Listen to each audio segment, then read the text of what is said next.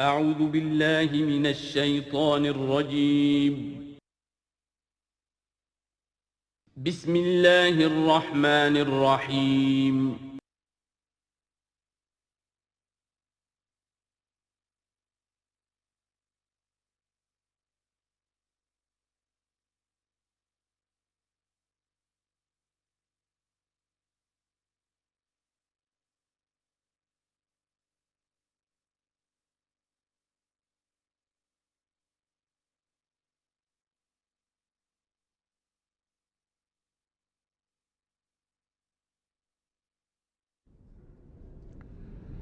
بسم اللہ اولہ و آخرہ۔ پچھلی نشست میں جو گفتگو چل رہی تھی وہ فہم قرآن کے ضمن میں کچھ بنیادی اصول کہ جنہیں اگر پیش نظر رکھا جائے تو سہولت ہو جائے قرآن کے سمجھنے میں۔ 5 چیزیں بیان ہو چکی تھیں۔ نمبر 1، قرآن کا اسلوب استدلال منطقی نہیں ہے، فطری ہے، نیچرل اور خطابی ہے، انسان کو خود غور و فکر کرنے اور اپنے اندر جھانکنے کی دعوت دیتا ہے قرآن۔ ثانیاً، قرآن مجید کی آیات میں تقسیم ہے محکمات اور متشابہات، اور سورہ آل عمران میں جہاں اس کا ذکر ہے فرما دیا گیا ہے کہ اہل ایمان کا شیوہ یہ ہونا چاہیے کہ وہ محکمات پر اپنی توجہ کو مرکوز رکھیں اور متشابہات کے بارے میں اجمالی طور پر یقین رکھیں کہ اللہ کی طرف سے ہے، یقیناً حق ہے، چاہے وہ ہماری سمجھ میں آئی ہے یا نہیں آئی۔ لیکن اس میں جو ایک براڈ تقسیم ہے وہ یہ کہ آیات الاحکام سب کی سب محکمات ہیں مستقل، اور عالم غیب، عالم آخرہ، عالم برزخ، عالم ارواح، عالم ملائکہ، اس کے تمام امور مستقل طور پر متشابہات میں سے ہے۔ البتہ ایک تیسری کیٹیگری ہے کہ جو سائنٹیفک فینومینا کے ضمن میں ہو سکتا ہے کہ ایک شے آج متشابہات میں ہو، کل وہ محکمات میں داخل ہو جائے، جبکہ انسانی علم جو ہے وہاں تک پہنچ جائے اور اس کا ادراک کر سکے۔ نمبر 3، تفسیر زیادہ تر لفظی طور پر اور نحو اور صرف سے بحث کرتی ہے، تعویل کا مقصد ہے اصل مدلول تک پہنچنے کی کوشش کرنا۔ نمبر 4، تعویل میں عام اور خاص، خاص کانٹیکسٹ میں، زمان و مکان کے خاص کانٹیکسٹ میں جب قرآن نازل ہوا تو کسی آیت کا کیا اصل مفہوم تھا جو سمجھا گیا۔ اس میں شان نزول کی روایات کو بھی اہمیت حاصل ہوگی۔ لیکن چونکہ قرآن مجید صرف اس دور کے لیے یا اس علاقے کے لوگوں کے لیے ہدایت نامہ بن کر نہیں آیا تھا، بلکہ پوری نوع انسانی کے لیے تا ابد الآباد، لہذا اسی میں وہ مضمر ہے، اس میں وہ ہدایت مضمر ہے۔ یہ تعویل عام کر کے آیت کے الفاظ، ان کا در و بست اور آیت کا سیاق و سباق اس کے حوالے سے، اور القرآن یفسر بعضہ بعضا کے حوالے سے یقیناً جو ہے اس میں ابدی ہدایت جو مضمر ہے وہ بھی حاصل کی جا سکتی ہے۔ نمبر 5، تذکر اور تدبر کا فرق، یہ دونوں الفاظ قرآن کے ہیں۔ تذکر کے لیے 4 مرتبہ اللہ نے سورہ قمر میں چیلنجنگ انداز میں فرمایا ہے وَلَقَدْ يَسَّرْنَا الْقُرْآنَ لِلذِّكْرِ فَهَلْ مِن مُّدَّكِرٍ، ہم نے قرآن کو ذکر کے لیے، تذکر کے لیے، ہدایت اخذ کرنے کے لیے، بنیادی نصیحت حاصل کرنے کے لیے نہایت آسان بنایا ہے۔ تو ہے کوئی جو اس سے تذکر کرنا چاہے؟ اس تذکر بالقرآن کے لیے صرف یہ کافی ہے کہ انسان عربی زبان سے اتنا واقف ہو کہ اس کا ایک براہ راست مفہوم سمجھتا چلا جائے، اور دوسری شرط لازم ہے نیت کی درستی، طلب ہدایت پیش نظر ہو، اپنے علم کی دھونس جمانا جو ہے وہ مقصود نہ ہو، تو قرآن مجید سے تذکر حاصل ہو جائے۔ تدبر کے اعتبار سے قرآن مجید مشکل ترین کتاب ہے، بلکہ میں نے اس وقت ایک غلط لفظ استعمال کر دیا تھا، دنیا کی مشکل ترین، یہ دنیا کی کتاب ہے ہی نہیں، یہ تو مشکل ترین کتاب ہے، بہی معنی کہ اللہ تعالیٰ کے علم کامل سے اس کا نزول ہوا ہے، اس علم کا احاطہ کسی انسان کے لیے ممکن نہیں ہے۔ اسی طرح یہ قرآن ایک ایسے سمندر کے مانند ہے جس کا نہ کوئی کنارہ ہے اور نہ ہی اس کی کوئی تہہ ہے۔ اس میں پوری زندگیاں کھپانے کے باوجود بھی افلا یتدبرون القرآن، تدبر، لیدبروا آیاتہ ولیتذکر اولو الالباب، یہ دو اصطلاحات خود قرآن کی ہیں۔ میرا جو کتابچہ ہے مسلمانوں پر قرآن مجید کے حقوق، اس میں میں نے ان پر تفصیل سے بحث کی۔ نمبر 6، دو اعتبارات سے قرآن مجید پر غور کرنے والے کا ایٹیچیوڈ ایک دوسرے سے بالکل متضاد ہوگا۔ احکام کے حوالے سے ایک طالب علم کا رخ پیچھے کی طرف ہونا چاہیے، اسلاف نے کیا سمجھا، ان سے پہلوں نے کیا سمجھا، ان سے پہلوں نے کیا سمجھا، صحابہ نے کیا سمجھا، یہاں تک کہ اپنے آپ کو محمد الرسول اللہ کے قدموں میں پہنچا دیجیے۔ دین کا عملی پہلو، حلال اور حرام، جائز و ناجائز، یہ چیزیں آپ کو، یہ نہیں کہ آپ کو نئے زمانے کی وہ جو بھی ریسرچ ہو اس کے حوالے سے اور نئے زمانے کے سائنسی جو حقائق ہیں ان کے حوالے سے بات کریں۔ دوڑ پیچھے کی طرف ہے گردش ایام، تو پیچھے سے پیچھے یہاں تک کہ مصطفیٰ برسا خیش را کے دی ہم اوست اگر بہو نہ رسیدی تمام بولا۔ لیکن حکمت، سائنس، اس کے حوالے سے آگے بڑھیے، آگے سے آگے بڑھیے۔ وہ تو میں عرض کر چکا ہوں کہ وہ جو فینومینا قرآن مجید میں سائنٹیفک مذکور ہیں، ان کی اصل حقیقت جو ہے وہ ہمارے اگر اسلاف کو سمجھ میں نہیں آ سکی تو بات سمجھ میں آتی ہے۔ ابھی اس علم کی سطح ہی اتنی کمزور تھی، اتنی نیچی تھی کہ ان کی اس کا ادراک ممکن نہیں تھا۔ اس میں آگے بڑھیے تو اس میں بالکل متضاد ہو گیا کہ ایک میں زمانے کا ساتھ دینے کی بجائے زمانے سے بھی آگے چلو، اور ایک میں پیچھے پیچھے پیچھے پیچھے، یہاں تک کہ محمد الرسول اللہ والذین معہ، محمد الرسول اللہ والذین معہ، ان کے قدموں تک اپنے آپ کو پہنچا دو۔ آخری شے فہم قرآن کے ضمن میں، لیکن یہ last but not the least کے مصداق ہے، یہ بات بہت صراحت کے ساتھ مولانا مودودی نے لکھی ہے تفہیم القرآن کے مقدمے میں، اور بہت اہم بات ہے، بہت اہم بات، اور وہ یہ ہے کہ قرآن مجید ایک ایسی کتاب نہیں ہے جسے کوئی محقق اور ریسرچ اسکالر اپنی لائبریری میں بیٹھ کر اور ریفرنس بک سامنے رکھ کر ادھر سے ادھر اور سمجھ لے۔ اس کے سمجھنے کی شرط لازم یہ ہے کہ جو یہ راستہ دکھاتا ہے اس پر چلنا شروع کرے۔ ایک ایک قدم کے بعد قرآنی حقائق مزید منکشف ہوں گے، اور مزید منکشف ہوں گے، اور مزید منکشف ہوں گے۔ جب تک قرآن مجید کے بتائے ہوئے راستے پر آدمی چلے گا نہیں، قرآن کی اصل حقیقت اس پر کبھی منکشف نہیں ہوگی۔ چاہے تفسیر لکھ دے، وہ تو لفظوں کی بحث ہے، صرف اور نحو ہے، یا روایات ہیں، وہ جمع کر دیجئے، لیکن یہ کہ قرآن مجید کا صحیح فہم عمل کے بغیر ممکن نہیں۔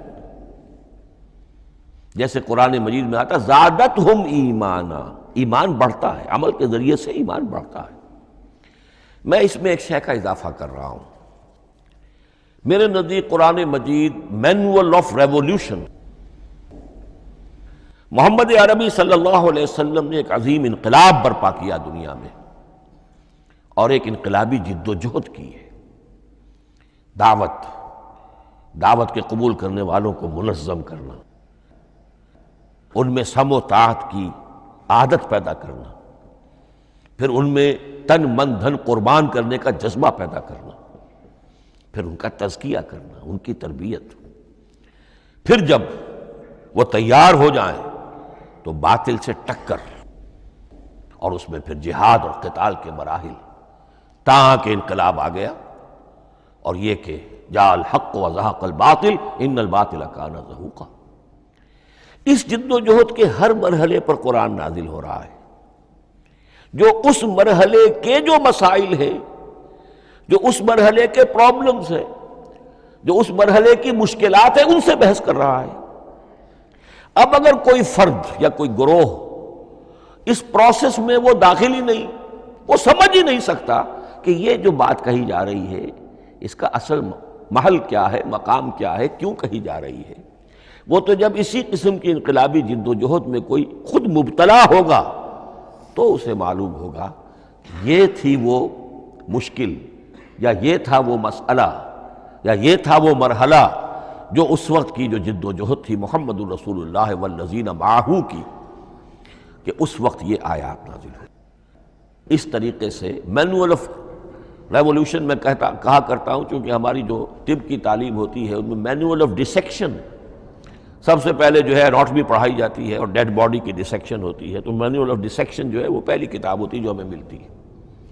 یہ ہوتا ہے، بتایا جاتا ہے یہاں ذرا شکاف دو اور یہ کھال کو کاٹو، اس کے اندر تمہیں یہ نظر آئے گا، یہ فیشیا ہے، پھر اسے اس کے اندر ایک اور شگاف دو، یہ نظر آئے گا۔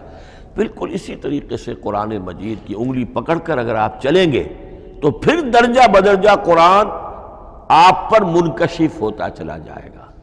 اور اگر آپ نے اسے صرف ایک اکیڈمک ایکسرسائز بنا لیا، ایک علمی بات ہے، اس سے آگے کچھ نہیں، تو قرآن مجید کا جو اصل لب لباب ہے، جو اصل اس کا جوہر ہے، وہ کبھی منکشف نہیں ہوگا۔ اب آئیے ایک اہم موضوع، اعجاز قرآن کے وجوہ کیا ہیں۔ پہلی بات تو یہ سمجھ لیجئے کہ قرآن مجید کی حقانیت پر بنیادی طور پر دو قسم کی دلیلیں ہیں۔ ایک دلیل خارجی ہے، خارجی دلیل محمد الرسول اللہ صلی اللہ علیہ وسلم کی شخصیت اور آپ کا کارنامہ، الصادق الامین، قد لبثت فیکم عمرا، میں تمہارے مابین ایک عمر گزار چکا ہوں، تم نے مجھے دیکھا، میرا کردار دیکھا، تم نے خود مجھے الصادق اور الامین کا جو ہے خطاب دیا، تو خود حضور کی شخصیت دلیل ہے قرآن مجید کی حقانیت پر۔ اس اعتبار سے ایک مضمون بہت اہم ہے، اور وہ یہ کہ قرآن اور محمد صلی اللہ علیہ وسلم اس طرح ایک دوسرے کے ساتھ جڑے ہوئے ہیں، گتھے ہوئے ہیں، ایک وحدت بن گئے ہیں، ایک آرگینک ہول بن گئے ہیں، کہ ایک دوسرے کے لیے شاہد بھی ہے اور ایک دوسرے کے لیے کمپلیمنٹری بھی ہے، جس کے لیے میں دو مقامات سے استشہاد کروں گا۔ سورہ بینہ میں فرمایا لم یکن الذین کفروا من اہل الکتاب والمشرکین منفکین حتی تأتیہم البینہ، اہل کتاب میں سے اور کفار میں سے، مشرکین میں سے جو لوگ جنہوں نے کہ کفر کیا تھا، وہ علیحدہ نہیں کیے جا سکتے تھے جب تک کہ بینہ نہ آ جاتی۔ اب بینہ کیا ہے؟ رسول من اللہ یتلو صحفا مطہرۃ فیہا کتب قیمہ، بینہ دو چیزوں سے مل کر بنی، رسول من اللہ یتلو صحفا مطہرۃ فیہا کتب قیمہ، رسول اور قرآن مل کر بینہ ہے، رسول کی شخصیت بین ہے، اور یہ قرآن مجید کے لیے دلیل ہے۔ دوسری طرف قرآن مجید محمد کی رسالت کا ثبوت ہے، جیسے کہ آپ دیکھتے ہیں یاسین والقرآن الحکیم انک لمن المرسلین، والقرآن الحکیم، قسم ہے اس قرآن حکیم کی، یعنی یہ قرآن حکیم گواہ ہے، شاہد عادل ہے کہ اے محمد آپ اللہ کے رسول ہیں۔ محمد کی شخصیت، حقانیت قرآن پر دلیل، قرآن محمد کی رسالت پر دلیل، ایک دوسرے کے شاہد۔ دوسرا مقام سورہ طلاق کا ہے، قد انزل الیکم ذکرا، دیکھو لوگو اللہ نے تمہارے لیے یاد دہانی ذکر نازل کر دیا ہے۔ وہ یاد دہانی کیا ہے؟ رسولا یتلو علیکم آیات اللہ مبینات، اللہ کا ایک رسول جو تمہیں پڑھ کر سنا رہا ہے اللہ کی آیات بینات۔ یہ دونوں چیزیں مل کر بینہ بنا، دونوں چیزیں مل کر ذکرا بنا۔ اس حوالے سے یہ دونوں چیزیں ایک دوسرے کے ساتھ یوں سمجھیے کہ اس طریقے سے گتھی ہوئی ہیں دونوں حقیقتیں، اس طرح جمع ہیں کہ ایک دوسرے سے جدا نہیں کی جا سکتی۔ اگلی بات یہ سمجھیے کہ قرآن مجید محمد الرسول اللہ کا اصل معجزہ، بلکہ اس سے آگے بڑھ کر ایک لفظ استعمال کروں گا، واحد معجزہ ہے۔ آپ شاید حیران ہو کہ اور بھی تو معجزات بیان ہوتے ہیں حضور کے، لیکن میری بات سمجھیے، غور کیجیے۔ ان واقعات سے مجھے انکار نہیں ہے، لیکن جو بات میں کہنا چاہتا ہوں اس کو اچھی طرح سمجھیے۔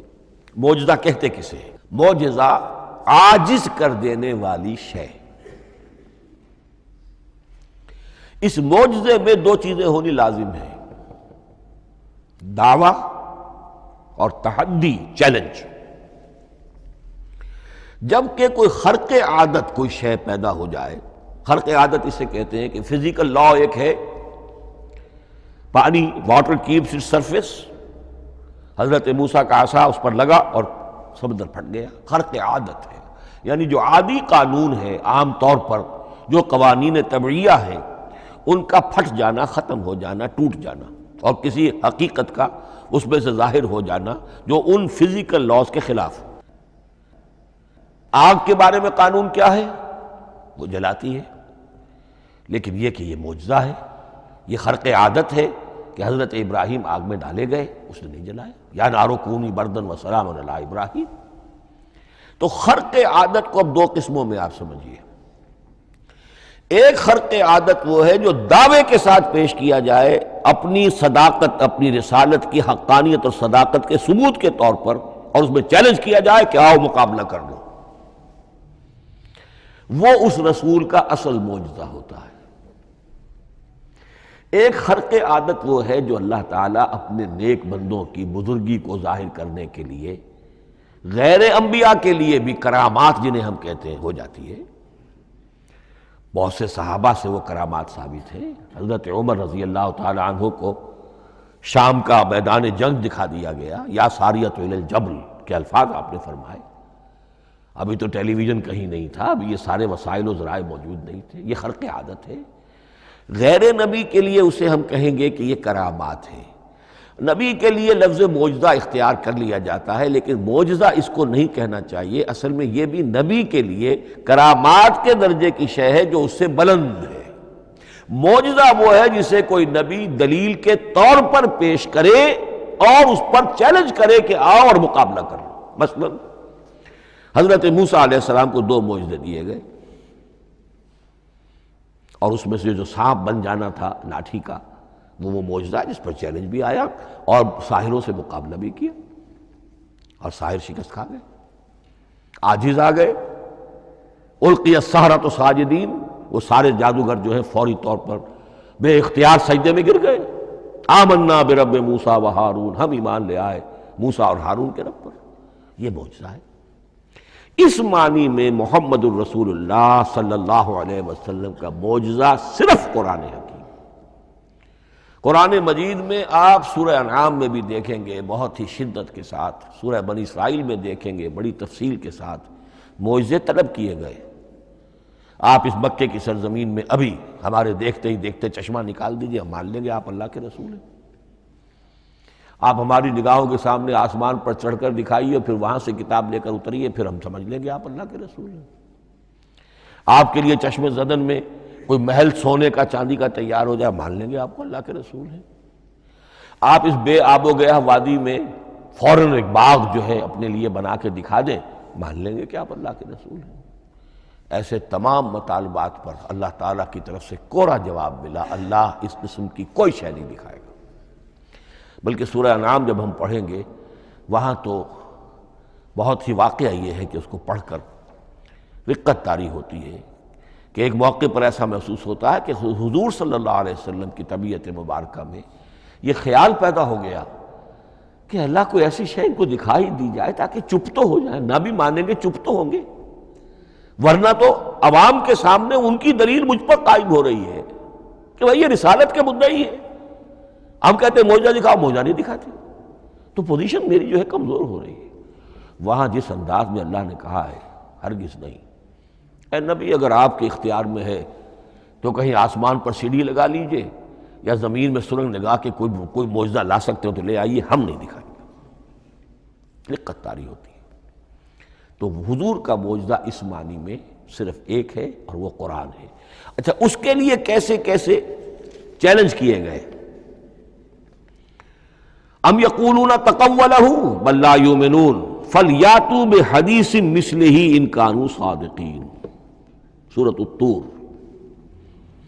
کیا ان لوگوں کا کہنا یہ ہے کہ یہ کلام خود محمد نے موضوع کر لیا ہے صلی اللہ علیہ وسلم؟ تو اگر ایسی بات ہے تو وہ بھی ایسا ہی کلام پیش کر دیں۔ تحدی، اس چیلنج کو کوئی قبول نہیں کر سکا۔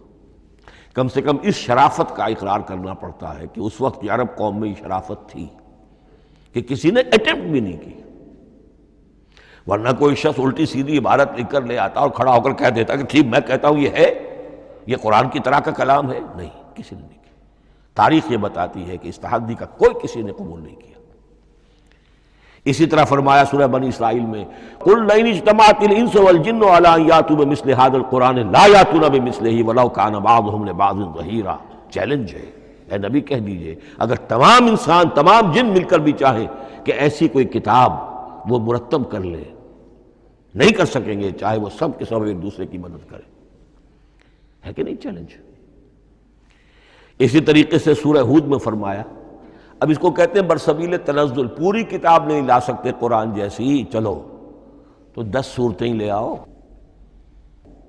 قُلْ فَأْتُوا بِعَشْرِ سُوَرٍ مِثْلَهُ مُفْتَرَيَاتٍ، اے کہیے نبی، سورہ ہود کی آیت نمبر 13 ہے، اس جیسی کوئی 10 صورتیں لے آؤ۔ 114 نہ صحیح، 10 صحیح۔ یہ بھی نہیں ہوا تو برسبیل تنزل اور سورہ یونس میں فرمایا قُلْ فَأْتُوا بِسُورَةٍ مِّن مِثْلِهِ، ایک صورت ہی لے آؤ۔ اور اسی کو سورہ بقرہ کے 30 رکوع میں دہرایا گیا، وَإِن كُنتُمْ فِي رَيْبٍ مِّمَّا نَزَّلْنَا عَلَىٰ عَبْدِنَا فَأْتُوا بِسُورَةٍ مِّن مِّثْلِهِ وَادْعُوا شُهَدَاءَكُم مِّن دُونِ اللَّهِ إِن كُنتُمْ صَادِقِينَ۔ لیکن نوٹ کر لیجئے کہ کسی نے یہ جرأت نہیں کی، نہ قرآن کے اس دعوے کو چیلنج کیا، نہ کسی نے مقابلے کی کوشش کی، نہ کوئی اپنی کوئی تصنیف و تالیف یا اپنا کوئی کمپوزیشن لا کر اور یہ دعویٰ کر کے کھڑا ہوا کہ جمع کر لیجئے، منصف بلا لیجئے، کوئی کمیشن بٹھا لیجئے، میرا یہ کلام بھی بالکل ہم وزن ہے اس کلام کے۔ نہیں۔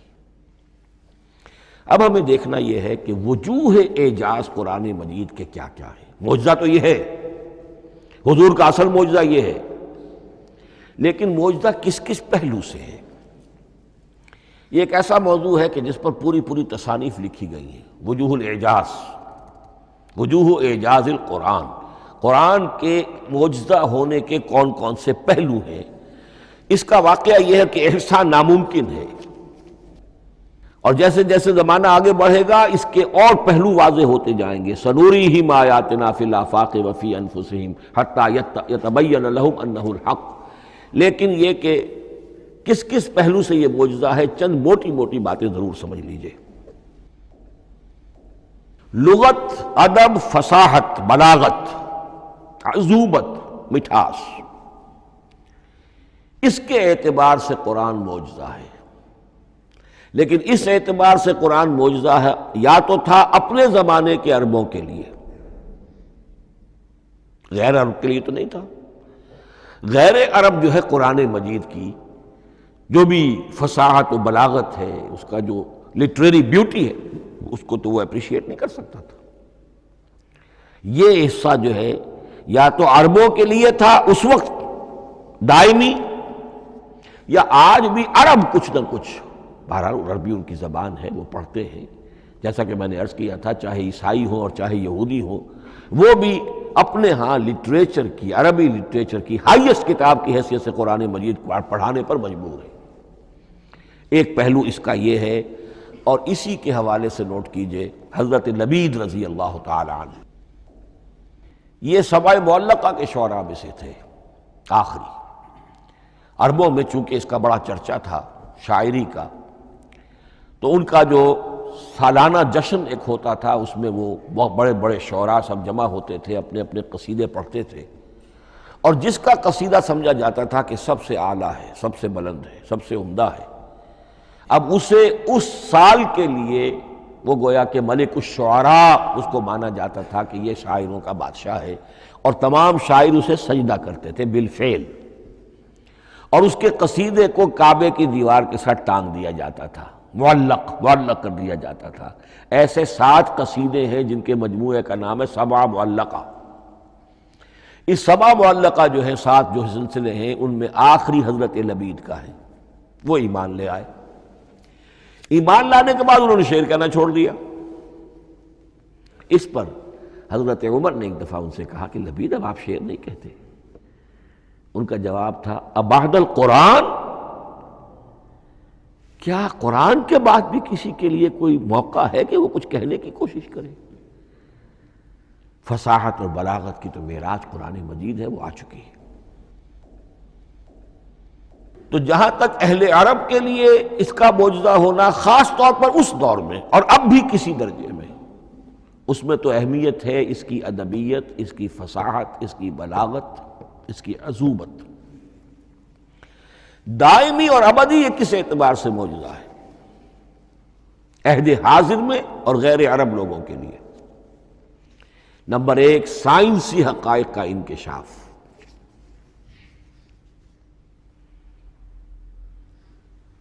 جس طریقے سے کہ یہ سائنسی حقائق منکشف ہوتے چلے جا رہے ہیں ابدی طور پر۔ میں ڈاکٹر مورس بکائی کا حوالہ دے چکا ہوں اور پروفیسر ڈاکٹر کیتھل مور کا حوالہ دے چکا ہوں، ان کو ذہن میں رکھیے۔ سنریہم آیاتنا فی الآفاق وفی انفسہم حتی یتبین لہم انہ الحق۔ نمبر 2، حضور کا وہ کارنامہ کہ آپ نے ایک عظیم انقلاب برپا کر کے دکھایا اور وہ نظام قائم کر کے دکھایا کہ جس سے بہتر، جس سے عادلانہ، جس سے زیادہ منصفانہ کوئی نظام دنیا میں نہ آج تک قائم ہوا ہے اور نہ اس کی کوئی دوسری نظیر پیش کی جا سکتی۔ یہ ہے سب سے بڑا معجزہ، اور معجزہ ہوا قرآن سے۔ اتر کر حرا سے سوئے قوم آیا اور ایک نسخہ کیمیا ساتھ لایا۔ یہ سارا معجزہ، جیسا کہ میں نے شروع میں عرض کیا ہے، محمد اور قرآن دونوں مل کر بینہ بھی ہے تو رسول من اللہ یتلو صحفا مطہرۃ فیہا کتب قیمہ، اور قد انزل الیکم ذکرا رسولا یتلو علیکم آیات اللہ المبینات۔ یہ معجزہ جو ہے، جس کے حوالے سے دنیا میں بڑی بڑی شخصیات نے شہادت دی۔ ایم این رائے اس صدی کا ایک بہت بڑا انقلابی شخص، کمیونسٹ انٹرنیشنل کا رکن، اس صدی کی ابتدا میں جو شورا تھا، جو غلغلہ تھا، جو ولولہ تھا بولشوک ریولوشن کا، اور جو دنیا کے اندر ایک دھوم مچ گئی تھی، اس کو ذہن میں رکھیے۔ اور اس میں کمیونسٹ انٹرنیشنل کا رکن ایم این رائے، 1920 میں اس نے لاہور میں ایک خطبہ دیا تھا، ہسٹوریکل رول آف اسلام، اور اس نے کہا تھا تاریخ انسانی کا عظیم ترین انقلاب وہ ہے کہ جو محمد نے برپا کیا صلی اللہ علیہ وسلم۔ آج بھی یہ کتاب بھارت میں چھپتی ہے، بامبے کا ایک پبلشر شائع کرتا ہے، historical role of Islam by M N Roy. پھر آگے چلیے، ایچ جی ویلز اگرچہ انتہائی رقیق حملے کرتا ہے حضور کی زندگی کے بعض پہلوؤں پر، جیسے رشدی نے کیے ہیں یا جیسے تسلیمہ نسرین ایک بنگالی خاتون نے کیے ہیں، اسی طرح کے حملے کیے اس نے بھی۔ اور یہ اس لیے بتا رہا ہوں کہ یہ اسٹیبلش ہو جائے کہ وہ دوست نہیں ہے، دشمن ہے۔ عربی کا ایک مقولہ یہ ہے کہ الفضل ما شہدت بہ الاعداء، اصل فضیلت تو اس شے کی ہے جس کی گواہی دشمن دے۔ دوست تو تعریف کریں گے، قابل تعریف شے کی بھی تعریف کریں گے، بڑھ چڑھ کر کریں گے۔ یہ بھی ہو سکتا ہے کسی قابل مذمت شے کی بھی تعریف کر بیٹھے، دوست ہوئے۔ دشمن جو ہے وہ تو ظاہر بات ہے اسی بات کو مانے گا جس میں کسی شک و شبہ کی گنجائش نہ ہو۔ اس لیے میں نے عرض کیا کہ دشمن ہے، رقیق حملے کرتا ہے، لیکن آخر میں جب آتا ہے concise history of the world میں چیپٹر جو ہے حضور پر، اس میں خطبہ حجۃ الوداع کا وہ حوالہ دیتا ہے، لا فضل لعربی علی عجمی ولا لعجمی علی عربی ولا لاحمر علی اسود ولا لاسود علی احمر الا بالتقوی۔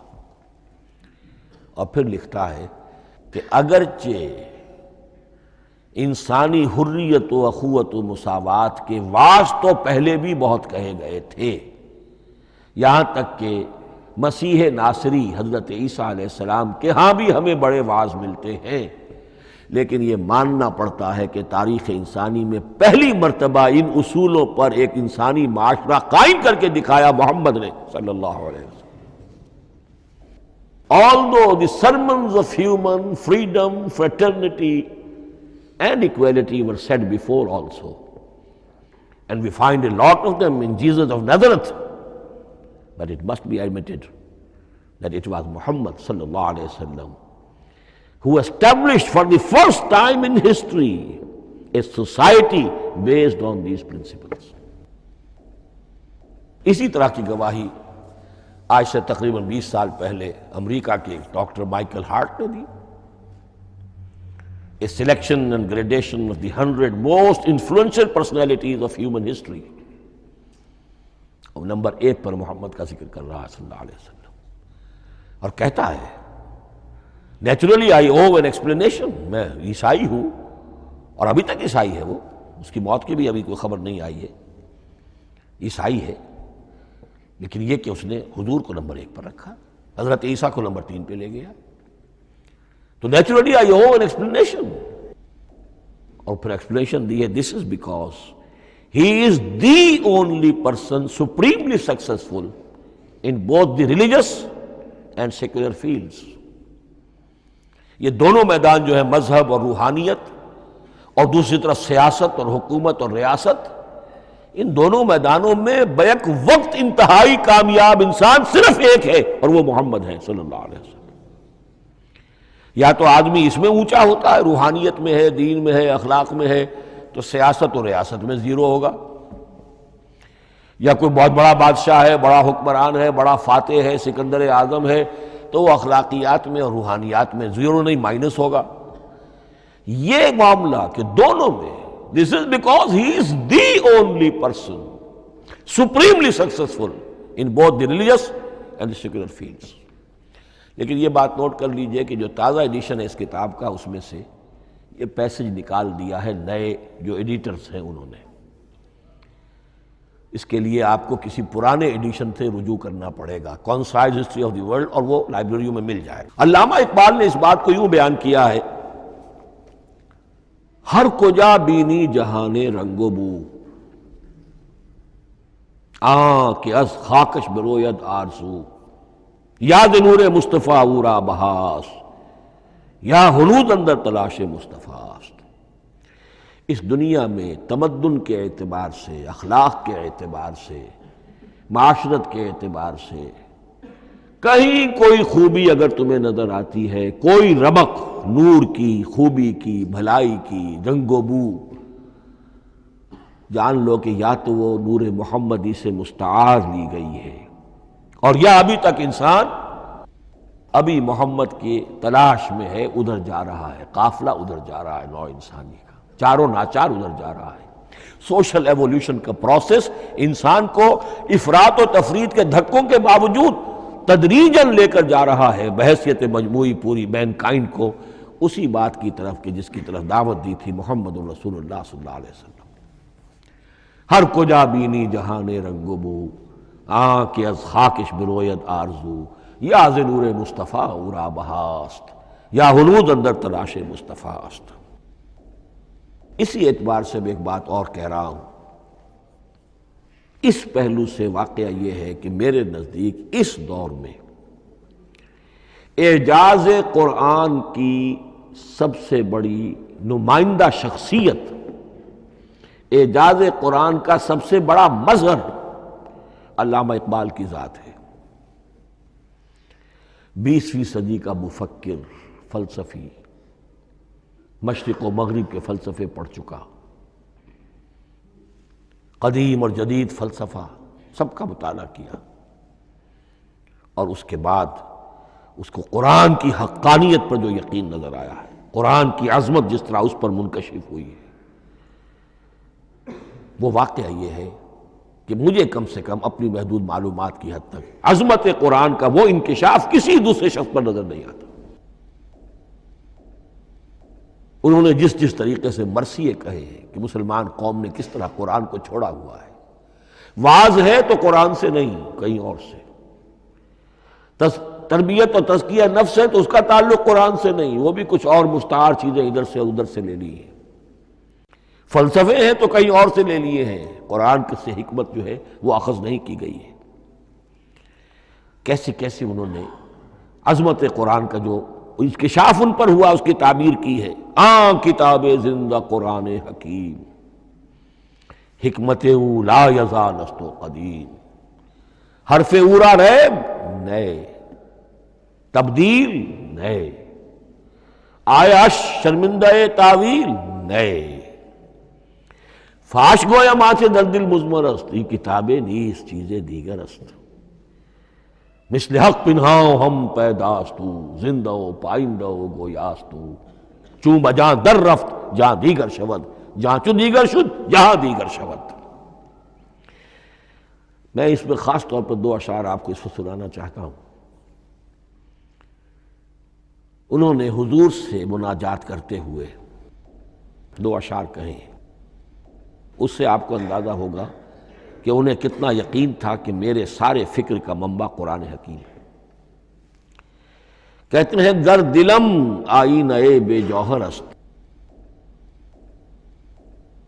اے اللہ کے رسول صلی اللہ علیہ وسلم، اگر میرا دل اس آئینے کے مانند ہے جس میں چمک نہیں ہے، ورب حرفم غیر قرآن مضمر است، اور اگر میرے پیغام میں قرآن کے سوا کوئی شے شامل ہو گئی ہے، قرآن کے سوا کوئی چیز اس میں چھپی ہوئی ہے، مضمر ہے، پردہ ناموس فکرم چاک کن، تو میرے فکر کی ناموس کے دھجیاں بکھیر دیجئے۔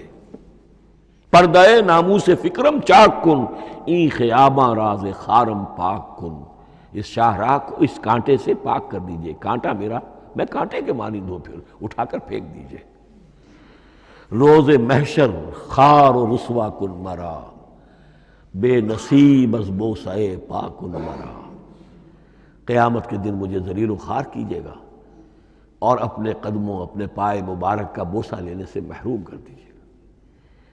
یہ اتنی بڑی بد دعا جو اقبال اپنے آپ کو دے رہا ہے، تو کس قدر یقین اسے حاصل ہے کہ اس نے قرآن کی ترجمانی کی ہے۔ اب آئیے، بہت چھوٹے چھوٹے 2 اور مضمون ہیں۔ قرآن حبل اللہ ہے، اس کے کیا معنی ہے؟ حبل رسی کو کہتے ہیں، اللہ کی رسی۔ حبل من مسد، سورہ لہب میں یہ لفظ آیا ہے۔ امام راغب نے اس کی تعبیر کی ہے، استعیر للوصل ولکل ما یتوصل به الی شیء، یا تو تعلق کو حبل سے استعارہ دیا جاتا ہے، استعارے کے طور پر حبل کا لفظ کسی تعلق کے لیے استعمال ہوتا ہے، یا کسی شے تک پہنچنے کا ذریعہ، وہ حبل ہے۔ اب یہ ہمیں لفظ ملتا ہے حضرت علی رضی اللہ تعالیٰ عنہ کی روایت میں، هو حبل اللہ المتین، ترمذی میں یہ الفاظ موجود ہیں، حضرت علی سے منقول ہے رضی اللہ تعالی عنہ، یہی ہے اللہ کی مضبوط رسی۔ کیونکہ قرآن مجید میں آتا ہے وَاعْتَصِمُوا بِحَبْلِ اللَّهِ جَمِيعًا، تو حبل اللہ کون سی ہے؟ پھر یہ حضرت عبداللہ ابن عمر سے بھی ہے، یہ روایت موجود ہے رزین میں، هو حبل اللہ المتین، یہ قرآن ہی اللہ کی مضبوط رسی ہے۔ اللہ سے اب اس کے 2 پہلو ہیں، ایک تو یہ کہ یہ اللہ سے جوڑنے والی ہے، تقرب اللہ کا ذریعہ ہے، وصول الی الشیء، کسی چیز تک پہنچانے والی شے، اس کا سہل ترین، اللہ کے تقرب کا سہل ترین ذریعہ، مؤثر ترین ذریعہ قرآن حکیم ہے۔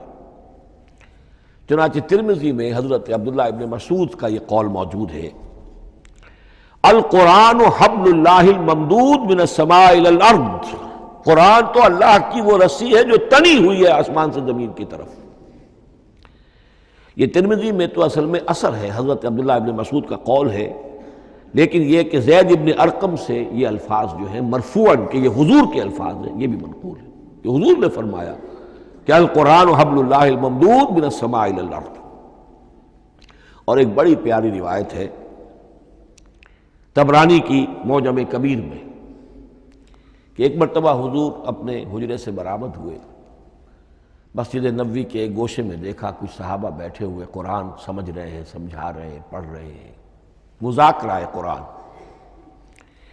آپ کے چہرے پر بڑے بشاشت کے آثار ظاہر ہوئے، خوشی کے آثار۔ آپ چل کر تشریف لائے، پہلے ایک سوال کیا، الستم تشہدون اللہ الہ الا اللہ وانی رسول اللہ وہذا القرآن جاء من عند اللہ، کیا آپ لوگ اس کے گواہ نہیں ہیں کہ اللہ کے سوا کوئی معبود نہیں اور میں اللہ کا رسول ہوں، اور یہ قرآن خاص اللہ کے پاس سے آیا ہے؟ صحابہ کا جواب کیا ہو سکتا تھا؟ بلا یا رسول اللہ، کیوں نہیں اللہ کے رسول، ہم گواہ ہیں، اللہ کے سوا کوئی معبود نہیں، آپ اللہ کے رسول ہیں اور قرآن خاص اللہ کے پاس سے آیا ہے۔ اب آپ نے فرمایا فاستبشروا، خوشیاں مناؤ، فإن هذا القرآن طرفه بأيديكم وطرفه بيد اللہ، اس لیے کہ یہ قرآن وہ شے ہے کہ اس کا ایک سرا تمہارے ہاتھ میں ہے، ایک سرا اللہ کے ہاتھ میں۔ تو وصول الی اللہ کا مؤثر ترین طریقہ، تقرب الی اللہ کا مؤثر ترین طریقہ، سہل ترین طریقہ، شور شارٹ طریقہ وہ قرآن مجید ہے۔ اس اعتبار سے بھی کہ ہے ہی اللہ کی صفت، یہ ہم بحث کر چکے ہیں پہلے، اللہ کا کلام ہے، کلام صفت ہوتی ہے، اور صفت لا عین ولا غیر، یہ قرآن اللہ کا غیر نہیں ہے،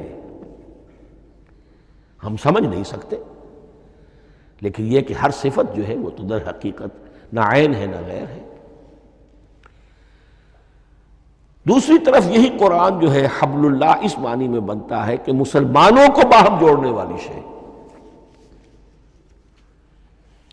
وَاعْتَصِمُوا بِحَبْلِ اللَّهِ جَمِيعًا وَلَا تَفَرَّقُوا، حبل اللہ کو مضبوطی کے ساتھ تھام لو، سب کے سب جمع ہو کر، یہ تمہیں تفرقے سے بچانے والی شے ہے۔ اس کی وجہ کیا ہے؟ ظاہر بات ہے کہ انسانوں جو ہے ان کے اندر اتحاد پیدا ہوگا اتحاد فکری کے نتیجے میں، فکر ایک ہو، نظریات ایک ہوں، ویلیوز ایک ہوں، مقاصد ایک ہوں، تبھی تو انسان متحد ہوں گے۔ یہ بھیڑوں کا غلہ تو نہیں ہے کہ چرواہے کی ایک لاٹھی کافی ہے ان کو جمع رکھنے کے لیے، وہ بھیڑوں کا غلہ ہے۔ انسانوں کو جمع کرنے کے لیے کوئی ایسی شے جو تمہیں ایک فکر سے، ایک نظریے سے، ایک مقصد سے، ایک نصب العین سے متصف کر دے، وہ تمہیں جوڑ دے گی۔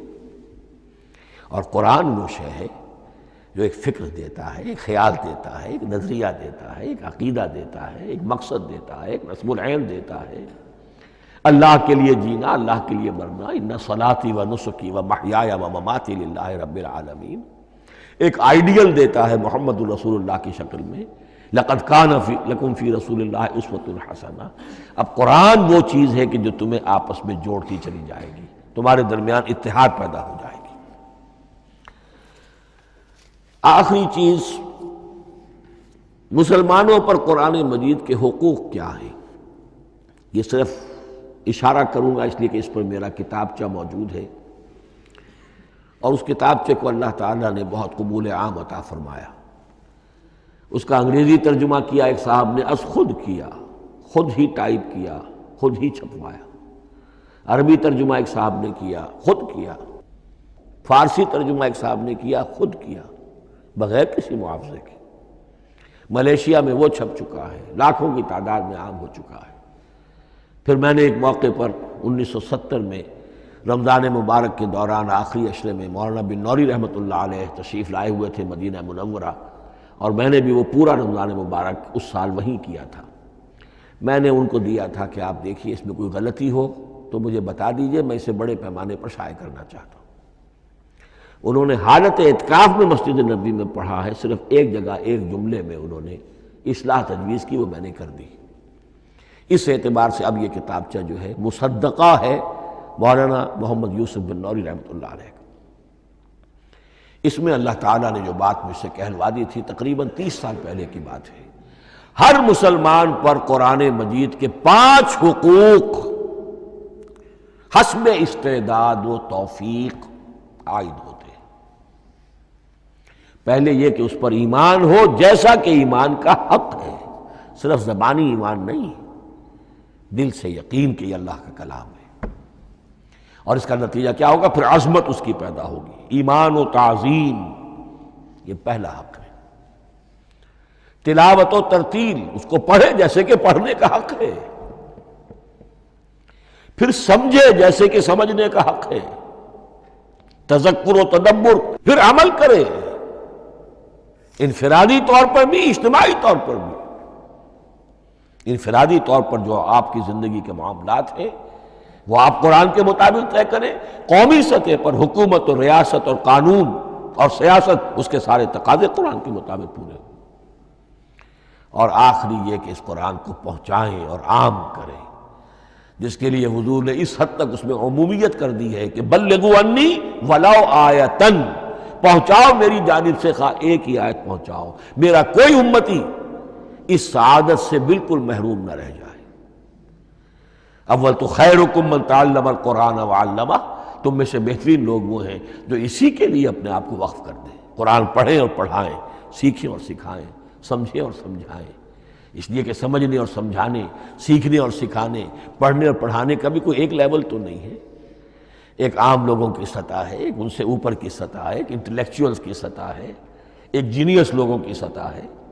ان تمام سطحوں پر قرآن کو سمجھانے کے لیے، پہنچانے کے لیے خود بھی تو اوپر اٹھنا پڑے گا، خود اسے سیکھنا پڑے گا، خود اس کی گہرائی میں غوطہ زنی کرنی پڑے گی، اور یہ ایک لائف لانگ پروسیس ہے، یہ کوئی پارٹ ٹائم جاب نہیں ہے، یہ کوئی صرف پیس ٹائم نہیں ہے، یہ کوئی ہابی نہیں ہے، ہمہ وقت ہمہ تن، خیرکم من تعلم القرآن وعلمہ۔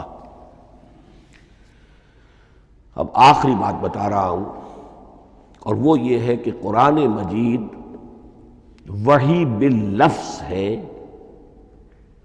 صرف وحی بالمعنی نہیں ہے۔ یہ بحث اصل میں کیونکہ ہمارے پڑھے لکھے طبقے میں کچھ زیادہ ہو جاتی ہے، خاص طور پر جو مشنری اسکولوں وغیرہ میں پڑھے ہوں اور عیسائیت اور اس کے عقائد اور اس کے فلسفے کی کوئی تھوڑی بہت ان کو کوئی چھوت لگ گئی ہو۔ عیسائیوں کے ہاں یہ عقیدہ ہے، اجماعی عقیدہ ہے کہ وحی بالمعنی ہوتی ہے، یعنی وحی کا ایک مفہوم ہے جو نبی پر اتار دیا جاتا ہے، پھر نبی اپنے الفاظ میں اسے ادا کرتا ہے۔ لفظ اللہ کے نہیں ہوتے، لفظ نبی کے ہوتے ہیں، مفہوم اللہ کا ہوتا ہے۔ ان کے لیے مجبوری یہ ہو چکی ہے جس کی وجہ سے انہیں یہ عقیدہ اپنانا پڑا کہ کوئی ایک انجیل ہے ہی نہیں، 104 انجیلوں میں سے وہ انہوں نے 4 سلیکٹ کی تھی کینونیکل گاسپلز، باقی جو ہیں وہ اب وہ ان کو مستند نہیں مانتے، اپوکریفل کہتے ہیں۔ اور میں نے ایک مرتبہ ایک پادری صاحب سے، مسٹر وائٹ ہوتے تھے منٹگمری میں نے ان سے پوچھا which one of them is Bible, یہ متی اور یہ لیوک اور مارکس اور جان، ان میں سے کون سی بائبل کون سی ہے؟ تو اس نے جواب دیا none of them is Bible. Bible is in them. ان میں سے کوئی ایک بھی مشخص طور پر، معین طور پر بائبل نہیں ہے، بائبل ان میں ہے بحیثیت مجموعی۔ لہذا ان کے لیے یہ عقیدہ جو ہے وہ لازم سا ہو گیا۔ ہمارے ہاں بھی بعض فلاسفہ نے اس قسم کی باتیں کی ہے کہ جن سے یہ دھوکہ لگتا ہے، لیکن میں خاص طور پہ چونکہ علامہ اقبال کا تذکرہ میں نے آج کیا ہے، اسی حوالے سے میں ان کا ایک واقعہ بیان کرنا چاہتا ہوں۔ ایف سی کالج لاہور کے پرنسپل تھے ڈاکٹر یوئنگ۔ ایک دعوت تھی، اس میں علامہ بھی تھے، وہ بھی تھے۔ تو ڈاکٹر یوئنگ نے کہا، وہ بڑا فلسفی تھا، کہ ڈاکٹر اقبال ہم نے سنا ہے کہ آپ بھی وحی باللفظ کے قائل ہیں، آپ جیسا پڑھا لکھا شخص، عالم، دانا۔ علامہ اقبال نے فرمایا جی ہاں، اور مجھے تو اس کا ذاتی تجربہ ہے، مجھ پر تو جو شعر نازل ہوتے ہیں وہ الفاظ میں ڈھلے ہوئے ہوتے ہیں، میں ان میں تبدیلی کرنا چاہوں تو نہیں کر سکتا۔ تو اگرچہ اس سوال، اس جواب کو ہم کہیں گے کہ یہ الاجوبۃ المسکتہ، مسکت، چپ کر دینے والا جواب تھا کہ جو علامہ اقبال نے دیا، لیکن ذہن میں رکھیے یہ کہ جو وحی باللفظ ہے وہ ختم ہو چکی محمد الرسول اللہ صلی اللہ علیہ وسلم پر۔ وحی رسالت وحی باللفظ ہے، وہ ختم ہو چکی۔ البتہ الہام، کشف، رویا، القاء، یہ وحی بالمعنی ہے، یہ کوئی ایک شے ہے جو دل میں ڈال دی جاتی ہے۔ اس کے دروازے آج بھی کھلے ہوئے ہیں، اور یہ جان لیجئے قرآن مجید کی حقانیت کا جو اصل ثبوت ہے وہ یہ ہے کہ آپ اسے اپنے باطن کے اندر محسوس کریں۔ یہ جو باطنی تجربہ علامہ اقبال نے کہا ہے کہ انسان اپنے باطن میں محسوس کرے کہ ہاں یہ بات ہے، ٹھیک ہے۔ اس کے لیے کہ علامہ ابن قیم رحمۃ اللہ علیہ کا قول ایسا ہے، بڑا پیارا قول ہے، قرآن کے کچھ پڑھنے والے ایسے ہیں جب قرآن کو پڑھتے ہیں تو یوں محسوس کرتے ہیں کہ ہم مصحف سے نہیں پڑھ رہے، لوح قلب سے پڑھ رہے ہیں، ہمارے دل پر لکھا ہوا قرآن موجود ہے۔ یعنی ہماری فطرت، ہمارے اندر کی کوئی حقیقت ہے جو سرٹیفائی کر رہی ہے، توثیق کر رہی ہے، اٹیسٹ کر رہی ہے کہ ہاں یہ ٹھیک ہے۔ اور اس کی وجہ کیا ہے؟ ہماری روح اور اس قرآن کا منبع وہ ایک ہی ہے، وہ ذات باری تعالی ہے۔ یہ کلام اللہ ہے اور ہماری روح امر اللہ۔ یسألونک عن الروح قل الروح من امر ربی وما اوتیتم من العلم الا قلیلا۔ بس میں اسی پر اکتفا کر رہا ہوں۔ اب گمان غالب یہی ہے کہ کل تو تراویح ہوگی انشاءاللہ، اس لیے کہ سنا یہ ہے کہ آج بھی روزہ تھا سعودی عرب میں، تو اب اس سے زیادہ تو تاخیر اب ممکن نہیں ہے، تو کل انشاءاللہ تعالی دورہ ترجمہ قرآن شروع ہو جائے گا۔ بارک اللہ لی و لکم فی القرآن العظیم ونفعنی و ایاکم بالآیات والذکر الحکیم۔